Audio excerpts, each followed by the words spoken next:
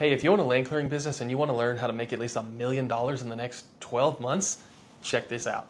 I'm going to show you the clear step-by-step roadmap that we use to reverse engineer that 7-figure target using systems, sales, marketing, and tracking tools built specifically for land clearing. This isn't going to be fluff or theory. We'll break down real numbers, paid ad strategies, Meta versus Google, and exactly what it takes on your end to hit that number with confidence and control. Let's start with the big number, $1 million. What does that actually look like in your land clearing business? So $1 million a year, that's about $83,000 a month. If your average job is, say, $5,000, then you need about 17 jobs a month to hit that $83,000, right? And let's say you only have a 25% close rate, meaning you only close 25% of the opportunities that you get or the leads that you get.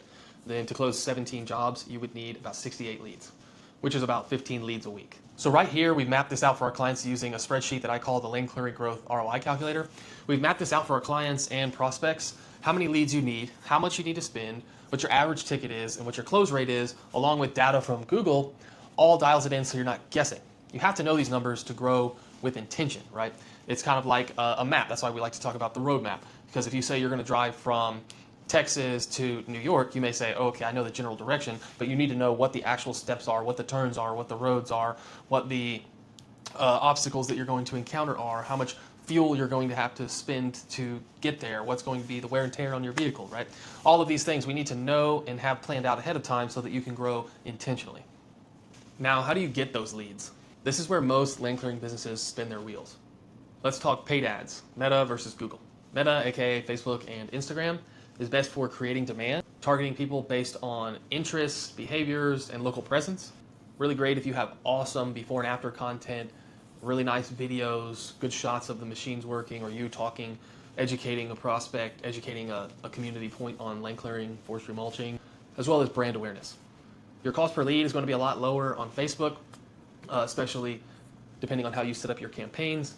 Some campaigns you can set up where you can get lots of leads for a very low price, but it's a lot of work and a lot of tire kickers and a lot of even accidental clicks, so you have to make sure that part's set up right. But even set up correctly with good qualifiers in place, your cost per lead on Facebook will almost always be lower. The big key things though is you need strong visuals, you need trust, and you need retargeting. When we talk about Google, we're talking about the Google search and the maps. This is best for capturing intent because people have actually typed something in to then see your ad or your posting. It's generally more expensive, but as long as your reviews, your website, and your Google business profile are solid, it's generally going to convert into a job at a higher rate. We use both, of course, in the perfect world. Meta to really fill the funnel and make sure that your content and your brand is getting in front of people, and Google's to make sure that we're always catching those high intent buyers, those people who are searching, clicking, calling, and ready to work. One caveat there, sometimes high intent gets mistaken for ready to buy right now. Yes, Google is usually higher intent, but just because somebody calls or a lead comes in on Google doesn't mean they're just calling ready to hand you over dollars. You still have to sell them on your process. You have to give them a good, honest bid, and you have to be willing and able to fulfill on the work, right? You have to actually have a sales process, which leads me to my next point that none of these will work forever without a good system in place. Here's the truth. Getting leads is not your problem. Most land clearing businesses lose money because they don't have a system in place to work the leads. Speed to lead is so important. You must work the leads in minutes, not hours. You need a predictable sales process and you need a script. Don't just wing it. I've got a training, a script template, and downloadable examples on my website and YouTube on creating and using a phone script for land clearing sales. You need to follow up. This is the number one leak and the number one failure point where I see land clearing businesses leaving the most money on the table the most often. They have hundreds of thousands of dollars in potential customers that they just have not followed up with, don't remember to follow up with, don't know how to follow up with, or haven't kept track enough to know who to follow up with. Sometimes you get lucky and that person follows up with you, but we should have this system predictable and trackable, and you should be the one in control. CRM is a huge part of this system that allows you to do those things. Know who's in your pipeline, know what stage they're in, and know who needs to be followed up with today. You need to know your close rate, you need to know your average job size, and you need to know which jobs profit you the most. You need to know which ads bring in the most leads, which ads bring in the most jobs, and which ads bring in the best jobs. One of the biggest mistakes you can make is put all of your ad spend towards an ad because it gets the most attention or the most leads, and you actually put the money towards getting the worst leads. And so then you have this huge influx of leads, but they're all bad people and they take up a bunch of your time to try to qualify them. versus you may have had an ad with 100 leads and an ad with 10 leads, but those 10 were way better, and you would have closed 8 of those with having only to work 10 of them, versus with the 100 you may work through 95 of them and only close 5 if they weren't quality or they weren't your ideal customer. So you need to have a way to track all of this and be able to make those decisions based on that. If you don't have a good sales process in place, your marketing is going to feel broken, even if it's not. Professionalism, the way you answer the phone, the way you text back, the way you respond to messages, how you follow up, it really matters. You need to be using a simple call script, whether it's you, an office person, or you have somebody answering your phones, they need to be using a simple call script. Again, I have free templates and training videos on how to do that. Be confident, clear, and courteous. Remember, the main objective is to be on the same side as the client. It's you and them versus the problem. And you're educating them and you're there to help them.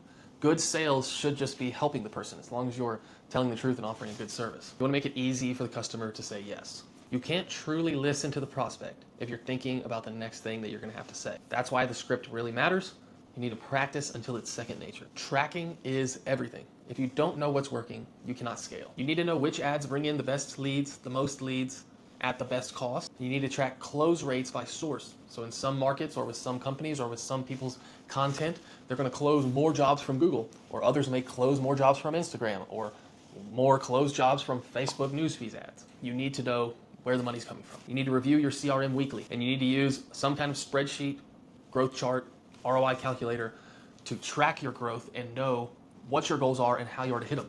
That's where that roadmap thing comes in again. If you know you want to hit $1 million this year in 12 months, well, you need to know what that target looks like on month 6. So that way on month 4, you know what you need to do and how many jobs you need to get, or how much revenue you need to get, or how much money you need to spend, or how many leads you need to work, or what your close rate needs to be next month to hit that next step towards that goal. This is one thing we want to help everyone set up in a dashboard so that you're actually flying the plane towards that goal and not just guessing. The next big thing is visibility. You have to stay top of mind and you have to build trust. The marketing rule of 7s says that a customer or prospect needs to see or have heard about you 7 times before they'll take an action. The big caveat to that is if you're running alongside competitors and somebody's in the market for your services and they see you once or twice, but then they see somebody else 4, 5, 6, 7 times, they're going to most likely go with that person that they saw on the 7th time, according to the marketing rule of 7s. The way you can kind of beat that is speed to lead, which we've talked about before, but the big number there is